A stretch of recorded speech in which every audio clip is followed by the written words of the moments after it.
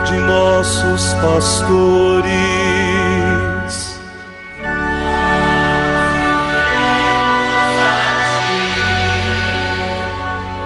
Professando todos uma só fé,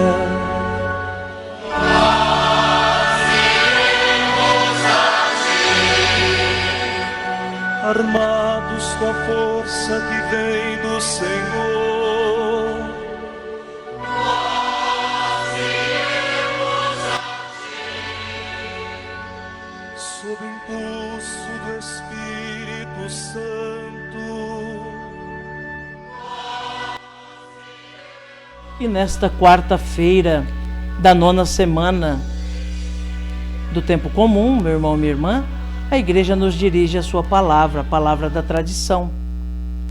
O texto que nos é oferecido hoje é tirado dos livros Moralha sobre Jó, de São Gregório Magno, Papa do século VI da nossa era cristã. E traz como título: A verdadeira ciência foge da soberba. Ouçamos então atentamente essa palavra da igreja, que hoje é catequese, instrução para a nossa vida de fé. Ouve, Jó, minhas palavras, e escuta tudo o que digo. A ciência dos arrogantes tem isto de próprio, que eles não sabem comunicar com humildade o que ensinam, e não conseguem apresentar com simplicidade as coisas boas que sabem. Vê-se bem, pelo modo como ensinam, que se colocam, por assim dizer, em lugar muito elevado e olham de cima para os discípulos, postos abaixo à distância, e não se dignam examinar juntos a questão, mas apenas se impor.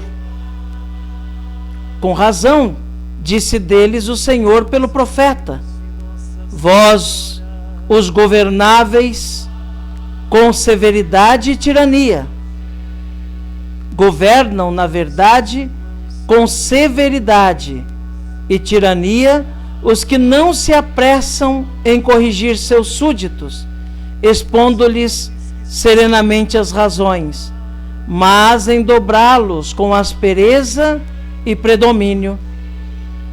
Bem ao contrário, a verdadeira ciência foge pelo pensamento, com tanto maior ímpeto desse vício da soberba, quanto maior ardor persegue com as setas de suas palavras o próprio mestre da soberba.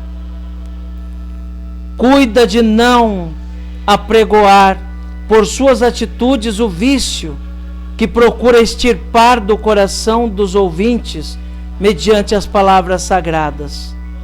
Esforça-se por mostrar a humildade, que é a mestra e a mãe de todas as virtudes, tanto com as palavras quanto com a vida. Deste modo, procura transmiti-la aos discípulos da verdade, mais por seu modo de ser do que pelas palavras. Por isso, Paulo, falando aos Tessalonicenses, como que esquecido das alturas de seu apostolado, disse: fizemo-nos pequenos no meio de vós.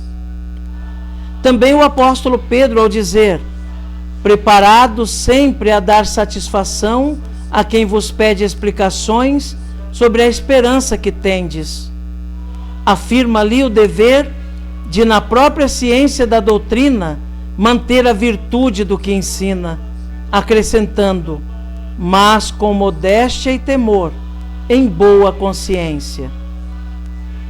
Quando Paulo diz ao discípulo: ordena e ensina com toda a autoridade, não fala em domínio, mas se refere ao dever de persuadir pela autoridade da vida. Com autoridade se ensina aquilo que se vive antes de dizê-lo, pois não se tem confiança na doutrina quando a consciência impede a fala.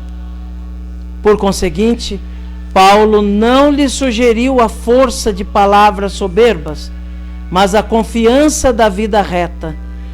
Sobre o Senhor está escrito: ensinava como quem tinha poder, não como os escribas e fariseus.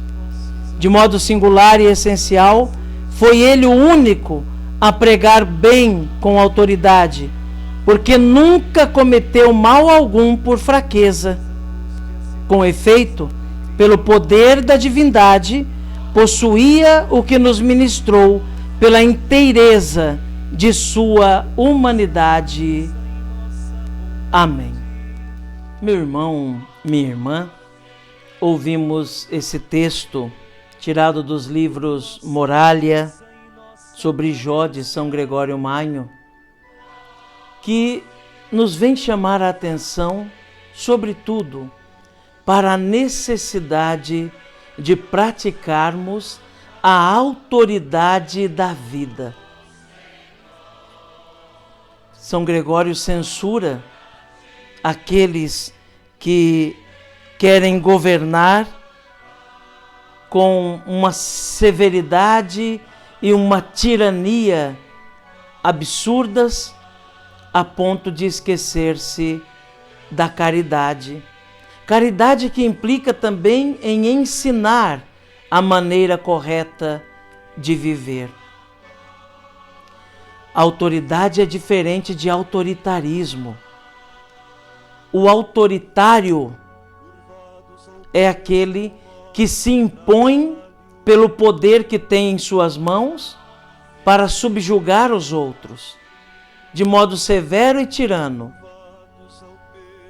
Não para ensinar, não para corrigir, mas para subjugar. Esse é o autoritário. É o grande perigo que muita gente corre nas mais diversas situações, quem sabe até dentro de casa, no seu papel de pai, mãe de família, de chefe da casa.